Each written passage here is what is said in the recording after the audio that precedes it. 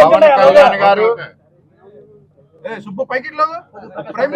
మరి రాష్ట్రంలో ఓటు చీలకూడదని చంద్రబాబు నాయుడు గారు పవన్ కళ్యాణ్ గారి యొక్క ప్రయాణంలో రాష్ట్ర ప్రజలందరూ కూడా ఓటు చీలకూడదని ఒక ఆలోచనతో ఈరోజు కూటమిని భారీ మెజార్టీ సుమారు 130 సీట్లు పైచీలకు ఇప్పటి వరకు 6వ రౌండ్ 7వ రౌండ్ నడుస్తుంది.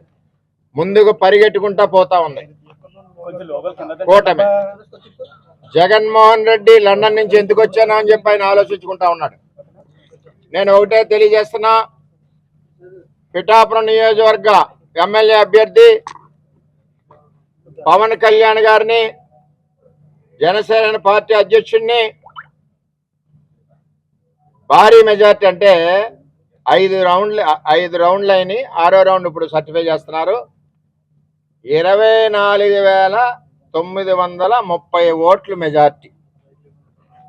అది గబ్బర్ సింగ్ అంటే ఆ విధంగా ఎలక్షన్ అయింది.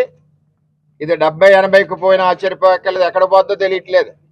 పోయోమని పోతా ఉంది. ఎక్కడికెక్కడ ఏ రౌండ్ చూసినా 2,000, 3,000, 4,000, 5,000 ఆ విధంగా పరిగెడతా ఉంది.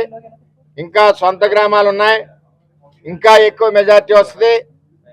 అసలు పవన్ కళ్యాణ్ దెబ్బ ఏంటో పిఠాపురాన్ని జగన్మోహన్ రెడ్డి చెంప చెల్లుమనిలా చూపించాం. మద్యం పోసాడు, ఓటికి 3,000 నుంచి 5,000 ఇచ్చాడు.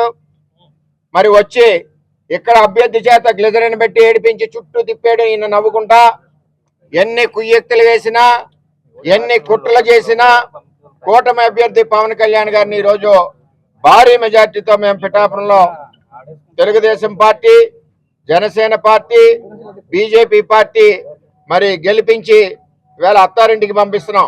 ఆయన సినిమా స్టైల్లో చెప్తున్నా, అత్తారింటికి దారేదంటే అమరావతి అసెంబ్లీ. ఆల్రెడీ బయలుదేరుతూనే ఉన్నాడు. టచ్ చెయ్యి చూడాలన్నాడు జగన్మోహన్ రెడ్డి. రా దమ్ముంటే నీవు పులివెందుల్లోనే నువ్వు 4,000తో ఉన్నావు, 5,000తోటో.